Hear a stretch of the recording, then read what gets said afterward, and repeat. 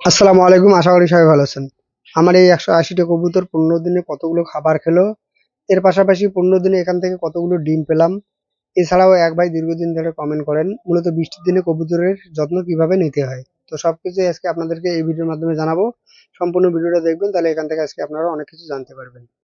এখন যে খাবারগুলো দেখতে পাচ্ছেন, তো এই খাবারগুলো কবুতরের জন্য ১ তারিখে ঘরের ভিতরে রেখেছিলাম, আর আজকে হচ্ছে ১৫ তারিখ। তো ১৫ তারিখে মোটামুটি এখানে আমি ধান রেখেছিলাম ২ মণ, আর গম রেখেছিলাম ৩০ কেজি, আর সরিষা রেখেছিলাম ১০ কেজি। তো ২ মণ ধানের মধ্যে মোটামুটি এখানে ১ মণ ধান আজকে শেষ হলো। গম আর সরিষাটা অর্ধেকের থেকে বেশি শেষ হয়েছে। তো কেন শেষ হয়েছে একটু পরে আপনাদেরকে বলছি।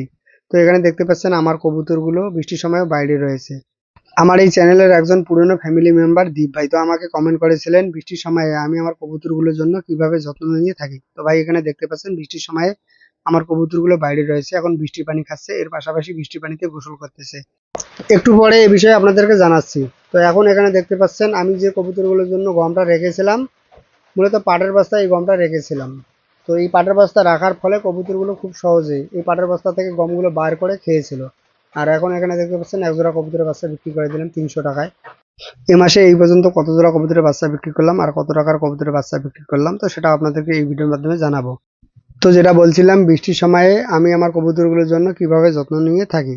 মূলত এক্সট্রা ভাবে বৃষ্টির সময়ে আমি আমার কবুতরের জন্য কোনো কিছু করে থাকি না।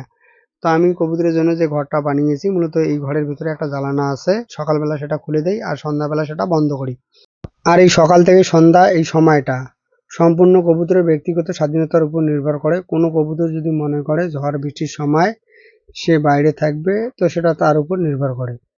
তবে কবুতরের ঘরে যেন বৃষ্টির পানি ঢুকতে না পারে, তো এটা যেমন খুবই গুরুত্বপূর্ণ। এর পাশাপাশি কবুতরের ঘরে যে ডিমগুলো রয়েছে, এই ডিম যদি বৃষ্টির পানিতে ভেজে, তো সেক্ষেত্রে ডিম খারাপ হওয়ার একটা চান্স রয়েছে। এখন একটু খাবার সম্পর্কে আপনাদেরকে বলছি। তো আপনারা দেখেছিলেন যে আমি আমার কবুতরগুলোর জন্য ১ তারিখে কবুতরের ঘরের ভিতরে খাবার রেখেছিলাম। তো এখানে ৩১০০ টাকার খাবার রেখেছিলাম। আর বর্তমানে এই খাবারগুলোর মোটামুটি অর্ধেকের বেশি খেয়েছে।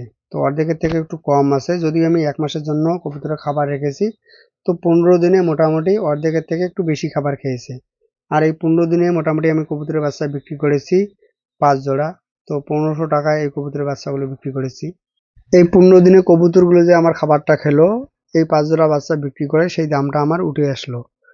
আর পরের ১৫ দিন যে কবুতরগুলো খাবারটা খাবে, তো এই ঘরে আমার ২ জোড়া কবুতরের বাচ্চা আছে।